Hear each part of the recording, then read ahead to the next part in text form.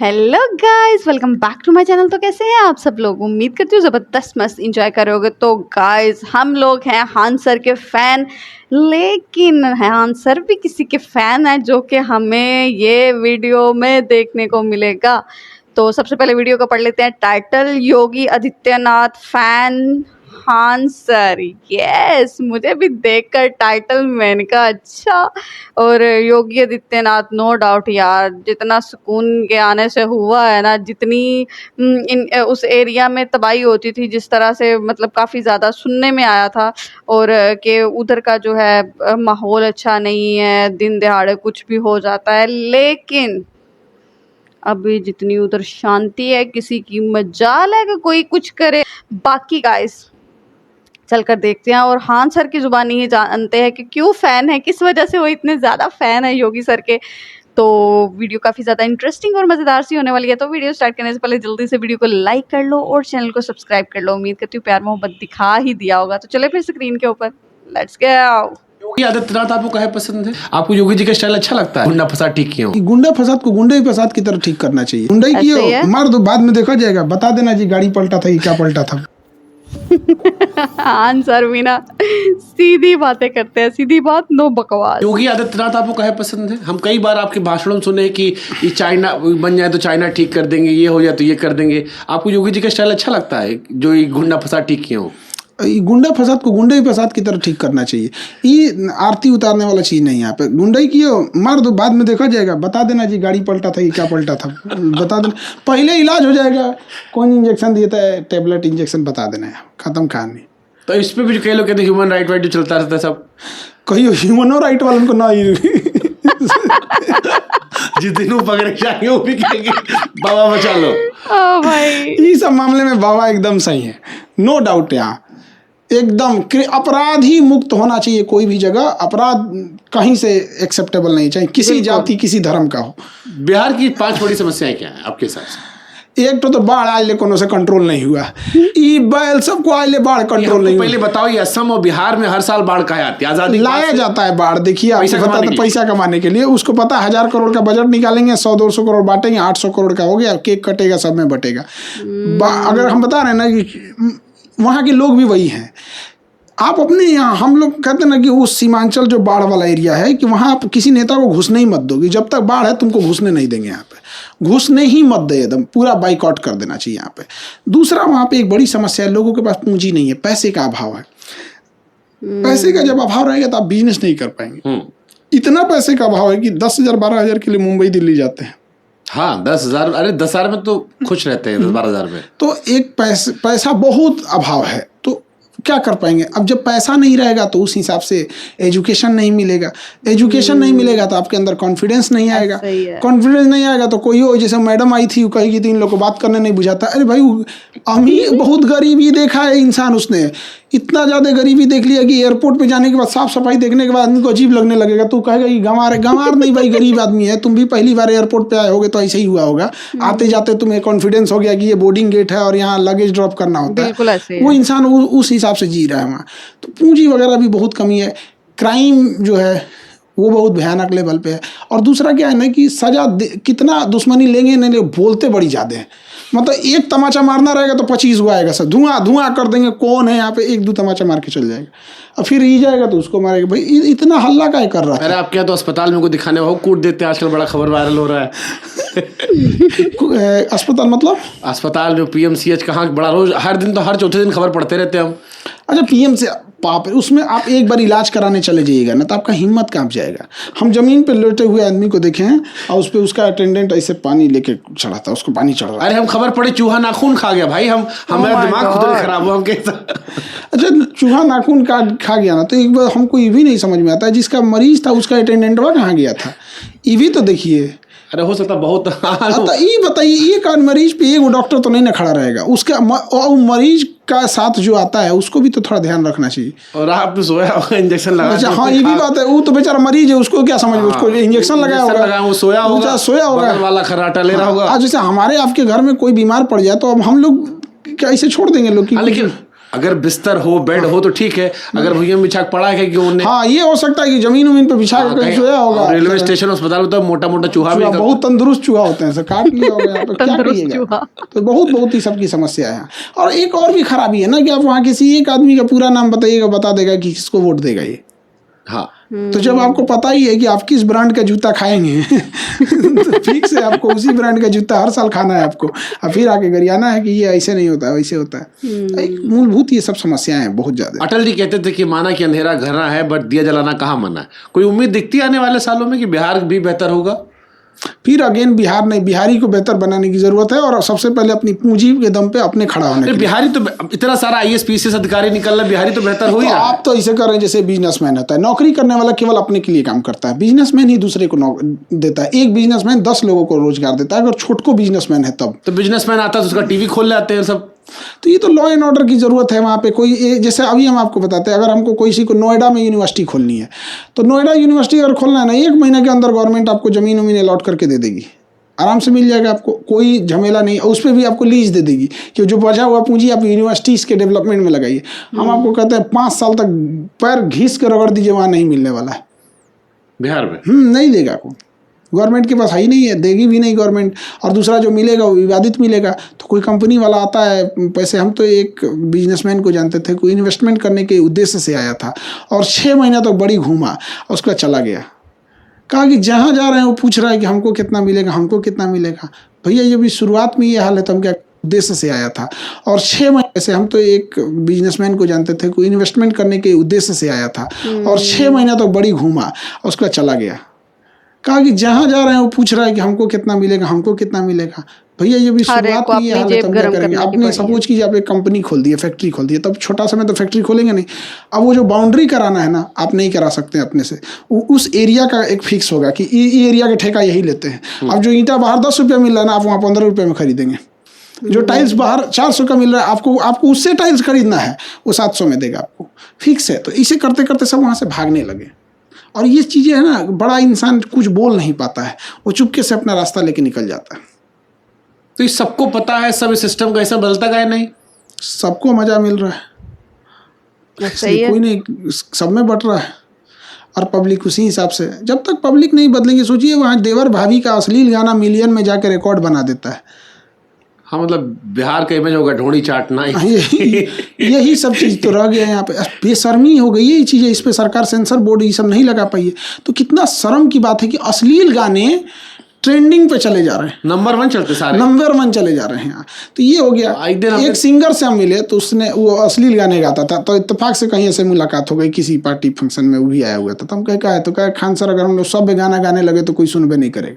हम कहे इसका अलग रोना है भाई, तो हम ही को समझा रहा है।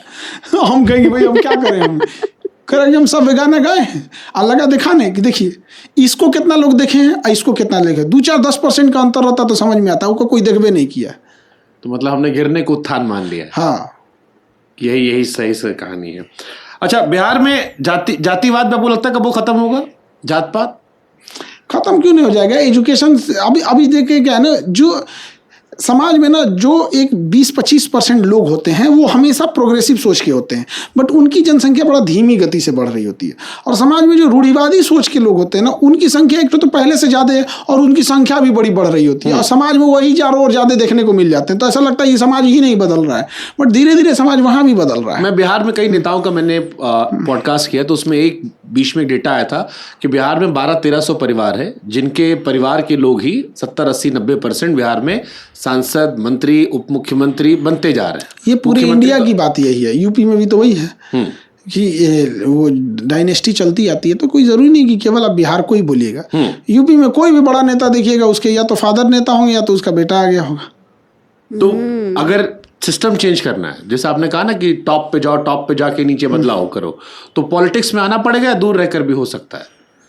चीज़ें सही हो जाती हैं तो दूर से ही कर सकते हैं। अकाउंटेबिलिटी तय कर दीजिए। जैसे मान के चलिए आप राशन कार्ड बनवाने के लिए गए, तो उसका या तो 15 दिन के अंदर बनाओ या तो प्रॉपर रीजन दे के रिजेक्ट करो। बट यहाँ क्या है ना, ओपन है, वो 15 दिन का 15 साल लगा देगा। तो फिर उसके लिए उसको पैसा देना पड़ता है। आपका आधार कार्ड में नाम गलत हो गया, 10 दिन के अंदर उसको सही करो, या तो प्रॉपर रीजन दे के खत्म करो। आप प्रॉपर लिख के दो कि इस रीजन से नहीं कर रहे हैं, वो देगा यहाँ पे।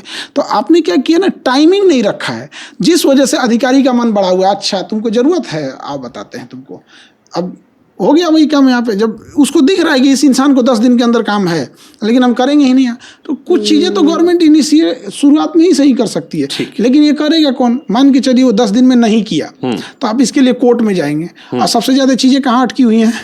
कोर्ट में। मोदी जी जब चुनाव नहीं जीते थे तो कहते थे मैं जजों की संख्या सुप्रीम कोर्ट में बढ़ाऊंगा। एक तो 80% समस्या उसी समय खत्म हो जाएगी, जितना लोकसभा में सांसद बैठते हैं ना, संसद भवन में जितना सांसद बैठते हैं, सुप्रीम कोर्ट में उतना ही जज बैठाइए, खाली बैठेगा लोग यहाँ पे। अरे भाई साहब हमारे यहाँ कोई केस है, ले आओ इधर आओ, तुमको सुबह में भी बुलाया, तुम एक काम करो 3 बजे फिर आना, एक के दिन में 2 बार तारीख लगेगा। चलो इसी मैं कहता हूँ, देश में कानून व्यवस्था में 2 तरीके से है, एक आम लोगों के लिए, खास लोगों के लिए। कानून व्यवस्था किस पे चलता है? वकील पे। पैसा है, बढ़िया वकील है, पैसा नहीं है, बढ़िया वकील नहीं है। तो एग्जैक्ट वैसे ही जैसे सुनवाई कैसे होता है खट से? नहीं, वो उसके पास वो एक लेगेसी है, उसके पास उसकी पूरी टीम है, वर्क कर रही है, सब कुछ कर रहे, बढ़िया पैसा वाले वकील लड़ते भी केस बहुत मजबूती से हैं। ऐसा नहीं हुआ जैसे डॉक्टर में क्या है, आपके पास पैसा है, आप बढ़िया डॉक्टर देख लीजिए, और पैसा नहीं है तो नॉर्मल डॉक्टर से जाके दिखाइए। तो क्या फर्क थोड़ी, पढ़ा तो दोनों सेम है, उसके पास एक्सपीरियंस है, उस अपनी चीज़ों को रखने का तरीका है। ठीक है, अब पॉलिटिकल सेगमेंट में बात करते हैं। इंदिरा गांधी को आपने कहा कि बड़ी मजबूत प्रधानमंत्री रही, और अभी शायद आपने कहीं जिक्र भी किया था, वो होती तो मार-मुर के पाकिस्तान को एकदम ठीक कर देती। आपको लगता है इंदिरा गांधी जी सबसे मजबूत प्रधानमंत्री रही है आज़ाद भारत की? डिसीजन लेने में ज़्यादा नौटंकी नहीं करती थी, और उन्हीं का डिसीजन है उनको मतलब उनकी हत्या का कारण उन्हीं का डिसीजन पड़ा, क्योंकि जो इंटेलिजेंस थी उन्होंने हटा दिया था उन्हें। इन्होंने कहा कोई बात नहीं, ये तो उन्हीं का डिसीजन था। तो डिसीजन लेने में बहुत स्ट्रिक्ट थी मोदी जी। डिसीजन लेने में क्या है ना कि अगल बगल में 10-15 लोग हैं, जैसे ऑपरेशन सिंदूर चलेगा कि नहीं चलेगा, अब डोभाल साहब बताएंगे। डोभाल साहब बहुत अच्छे हैं, बट अब एज हो गया है। एक एज के बाद आदमी थोड़ा, सबका होता है, आज से हम लोग का भी जब एज होगा तो शायद इतना नहीं एक्टिव हो पाएंगे आदमी। तो ये थोड़ा सा उनमें है गड़बड़ी। इतना बढ़िया मौका मिला था, 2 दागे बराबर करना चाहिए था ऑपरेशन सिंदूर में, मतलब इतना उम्मीद पाल के हम लोग रखे थे। ये तो बात है कि मतलब दिल पे लात रख दिए, कचर एकदम, बहुत तकलीफ लगा, बहुत तकलीफ। पाकिस्तान में बोलता कि सीज फायर कर दीजिए, आप काहे सीज फायर कर दिए? हाँ, तो वो तो ढापा बोल के चल रहे हैं। पाकिस्तान ने यूएस से कहा, यूएस ने हमसे कहा, जो खबर आ रही थी। फिर आपकी सॉवरेनिटी कहाँ चली गई? संप्रभुता हम किसी की बर्दाश्त नहीं करते। मैंने ट्रम्प आप बोल देगा वो पेट्रोल पंप तो हो जाएगा, डोनाल्ड ट्रम्प। तो ये नहीं होना चाहिए ऐसा।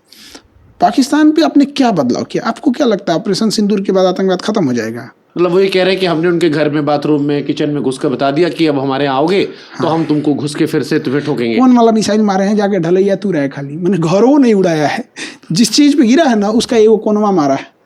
तो किस लेवल का आप मिसाइल मारे हैं? मतलब आप पब्लिक को दिखाना चाहते थे कि हम हमला किया। आप पर्सनली खुश नहीं जिस तरह से कार्रवाई हुई, और स्ट्रांग होनी चाहिए थी। आप बताइए, ये मतलब ये दिखा कि हम इंडिया में लोगों को दिखाएंगे कि हमला किए हैं, और वहां कह देंगे कि भैया ये जवाब था, उतना बड़ा हमला नहीं था। मतलब आपका मिसाइल पूरी इंडिया को क्रॉस करके जाता है और पाकिस्तान के एयरबेस पे गिरता है। उस एयरबेस की पूरी बिल्डिंग नहीं तबाह होती है, उसका एक कोना तबाह होता है। पूरा एयरबेस उड़ना चाहिए यहाँ पे। हमला मतलब जिस तरह से रूस कर रहा है, हमला मतलब जिस तरह से इजराइल कर रहा है, तब ना जाके कोई। अच्छा, तब फुल फ्लेजेड वॉर होती है अगर हम पूरा उड़ा देते। वो कह रहे हैं कि मैसेजिंग के लिए हमने किया, कि मैसेज दे दिया कि आतंकवादी मार दिए 100। देते रहिए मैसेज, मैं इसमें क्या मिला? आपको लगता है पाकिस्तान फिर हिमाकत करेगा? इससे कितना, देखिए पूरी दुनिया का ध्यान था कि इंडिया के ऊपर इन्वेस्टमेंट करने का, क्योंकि यूएस ने टैरिफ लगाया था चाइना पे। ये चीज़ चाइना की थी, और हम लोग क्या किए? अब डोभाल साहब को कल समझाएगा। ये ऑपरेशन जो पहलगाम हमला हुआ था, ये पाकिस्तान द्वारा कराया गया था। इसका मेन मास्टरमाइंड चाइना था। उसके ऊपर इतनी टैरिफ लग गई थी, पूरी दुनिया चाइना की बात कर रही थी। एप्पल शिफ्ट हो गया था इंडिया में, बड़ी बड़ी इन्वेस्टमेंट आ रहे थे। उसको चाइना को दिख गया कि भाई साहब ये पैसा, चाइना एक चीज़ जानता है, भाषणबाजी नहीं, उसको करना पैसा लगाओ। पैसा आ गया ना तो 20 गो दिमाग वाले को रख लेंगे।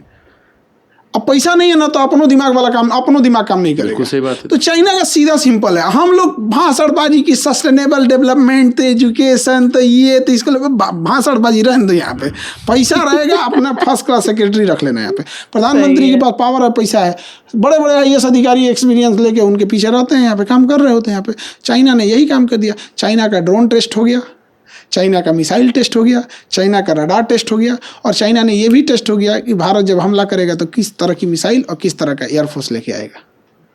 ओह! ओके, ओके, मतलब ये इन्फॉर्मेशन मेरे पास नहीं थी, मुझे नहीं पता था कि अच्छा कुछ ऐसा भी है। हाँ सर, इस वजह से यार कमाल है, सुपर्ब है। बहुत सारी ऐसी चीज़ें जो नहीं पता चल रही होती, जो क्लियर नहीं होती, कितने आराम से वो क्लियर कर देते हैं। और सेकंड चीज़, वो योगी आदित्यनाथ सर को क्यों लाइक करते हैं? क्योंकि उन्होंने सफाई की है। जिसने कोई ऊट-पटांग या ऊपर-नीचे कुछ किया, पकड़ते हैं कान से, इधर आ भाई, तुझे तो मैं पहले सीधा कर लूँ। तो उनका ये एक्शन लेना जो है, खान सर को वो ज़्यादा चीज़ पसंद है। जैसे बिहार में जो चीज़ें हो रही हैं, और जैसे वो बता रहे हैं कि वहाँ पे इवन फ़हाशी ज़्यादा होती जा रही है, और सॉन्ग्स इतने अजीबो-गरीब जो वायरल होते हैं, और जो अच्छे सॉन्ग हैं वो वायरल नहीं होते। इवन सिंगर वो बता रहे हैं, एक सिंगर मिल गया तो वो भी रो रहा था, भाई ये देखे ये वाला गाना बनाया तो व्यूज़ नहीं आ रहे वो। तो लोग आजकल एक्चुअल में देखना ही वो चीज़ें जा रहे हैं, लोग जा ही उस साइड पे रहे हैं। तो जब लोग ही उधर जा रहे हैं तो उस पे क्या ही कर सकते हैं। और दूसरा सबसे ज़्यादा जो इम्पोर्टेंट चीज़ है कि वहाँ पे पैसे की कमी है। पैसे की कमी है, कुछ भी जो है उस तरह से नहीं चल पा रहा, और एजुकेशन की कमी, मतलब बेस ही नहीं बन पा रही। तो ज़ाहिर है फिर चीज़ें ख़राब ही होंगी। जब आपके पास तालीम नहीं होगी तो आपको क्या पता होगा कि क्या सही है, क्या गलत है। हाँ, जितना पेरेंट्स को पता होता है उतना तो चलो छोटी-मोटी चीज़ें समझ में आती हैं, लेकिन अगर आप स्टडी वग़ैरह नहीं करते हो, वाक़ई वो कॉन्फिडेंस नहीं आता, बाहर निकल के आप बात नहीं कर पाते हो, आपको पता नहीं होता चीज़ों का, और आप इतने ज़्यादा डर जाते हो बाहर निकल के कि पता नहीं क्या हो जाएगा, पता नहीं ऐसे करूँ, वो करूँ या ना करूँ।